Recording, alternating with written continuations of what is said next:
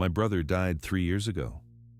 So explain to me why I keep seeing his face on strangers, not people who look similar, not vague resemblance. I mean him. The exact weight of his stare, the faint crease near his left eyebrow from when we were kids and he split the skin open on the edge of a table, the way his right eye narrows slightly before he blinks. It isn't possible. That's what I keep telling myself. It isn't possible. The first time it happened, I didn't panic. I didn't even think of my brother immediately. I was standing on a train, half lost in my own thoughts, when a man near the door looked up, and for a split second, I felt 12 years old again. It was the eyes, not the color, not the shape, just the way they held me, steady, familiar, almost amused. The way my brother used to look at me when he knew something I didn't. The man had a beard. My brother never could grow one properly. This man was taller, broader, but when he blinked, slow, deliberate, I felt something twist inside my chest. I stared too long. He frowned slightly and looked away. That's when reality reassembled itself. You're projecting, I told myself. Grief does strange things to memory. I hadn't thought about my brother like that in years, not in sharp detail, not in the way that makes your throat tighten. I got off at my stop and tried to shake it off. 2 days later, I was at a grocery store. The cashier scanned my items, barely looking at me. Then he did, and I forgot how to breathe. Different face, clean-shaven, thinner jaw, shorter hair, but the crease above the left eyebrow, the right eye narrowing just slightly before a blink. That same impossible familiarity. My hands began to shake. He noticed. "Are you okay?" he asked. His voice wasn't my brother's voice. It was lighter, higher, but the rhythm, the cadence, hit something deep in my memory. "I know you," I said quietly. He looked confused. "I don't think so." My chest tightened. "You're not supposed to be here." That's when his expression shifted, not into recognition, not into anything secretive, just into discomfort. "I'm just doing my job, man," he said. People in line behind me started sighing. I paid and left, my ears ringing. That night I pulled out old photos. I studied my brother's face carefully, the scar, the crease, the way one eyebrow sat slightly higher than the other. Memory exaggerates things, I reminded myself. It smooths edges, it fills in gaps. Maybe I was forcing strangers into his shape. But then it kept happening. A woman walking her dog, a delivery driver, a man sitting across from me at a cafe. Different bodies, different ages, different genders, same eyes, same crease, same blink. I started testing it. I'd look away, count to 5, and look back. If I was imagining it, the resemblance would dissolve. It never did. The worst part wasn't fear. It was the familiarity. There was no hostility in their expressions, no secret smile, no sign that they were aware of what I was seeing. Just normal people reacting to a man staring too intensely. I began noticing how often people looked uncomfortable around me. If I held eye contact too long, they stiffened. If I watched someone across a room, they'd move. Once, a woman actually left a waiting room after catching me studying her face. I couldn't blame them. I must have looked unhinged. But what was I supposed to do? Everywhere I turned, he was there. And it wasn't random. The resemblance was strongest in fleeting moments. Glances, blinks, half-formed expressions, like he was slipping through cracks in other people's faces. I told myself there was only one logical explanation. I was losing my mind. The thought terrified me more than the faces. Because if I was imagining this, then my brain, the one thing I rely on to tell me what's real, couldn't be trusted. Eventually, after following a stranger out of a bookstore and accusing him of pretending to be someone else, I realized I needed help.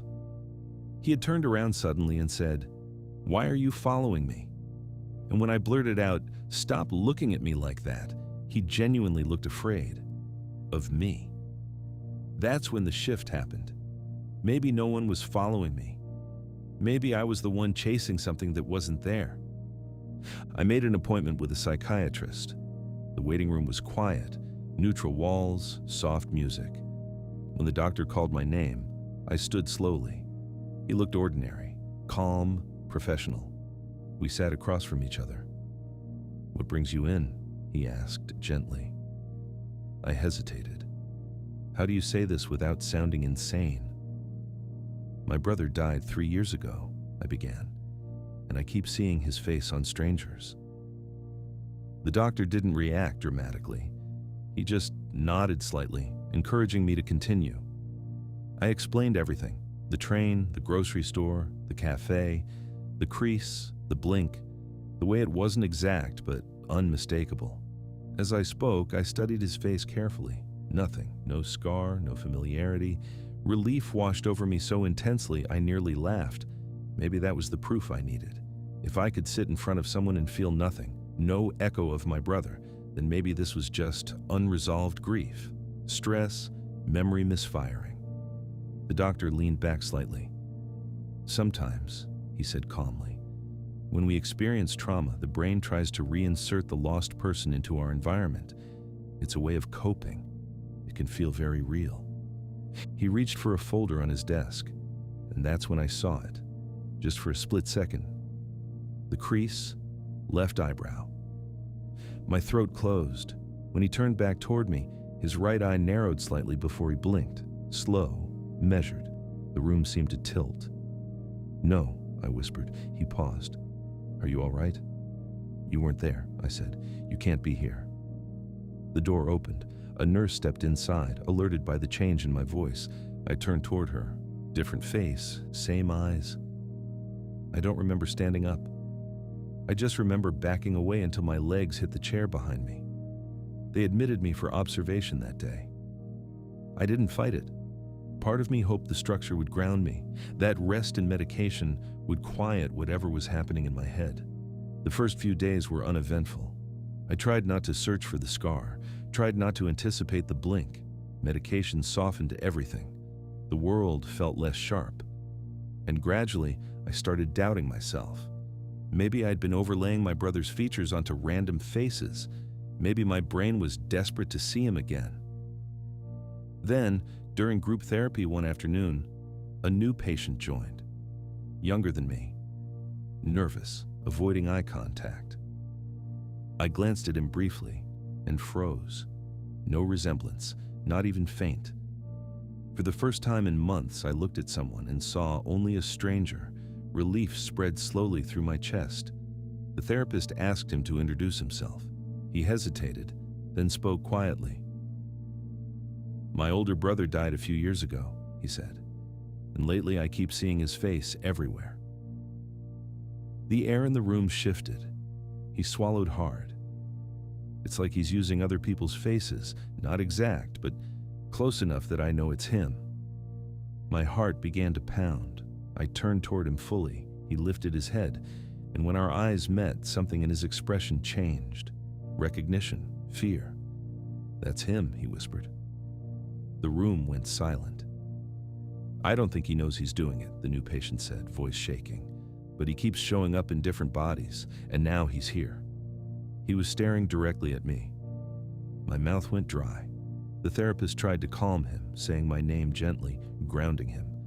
But I couldn't hear anything, because in that moment, a memory surfaced, something I hadn't thought about in years: the accident, the argument right before it happened, the way my brother looked at me, hurt, furious, before getting into his car, the crease above his left eyebrow deepening, the right eye narrowing. And suddenly, for the first time, I wondered, what if I'm not seeing him in other people? What if they're seeing him in me?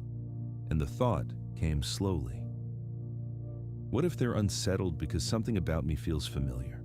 Not my voice, not my clothes, my face. I haven't looked at myself properly in weeks. I'm not sure if I can. If this felt real, that's because it was almost real. I'll see you in the next memory.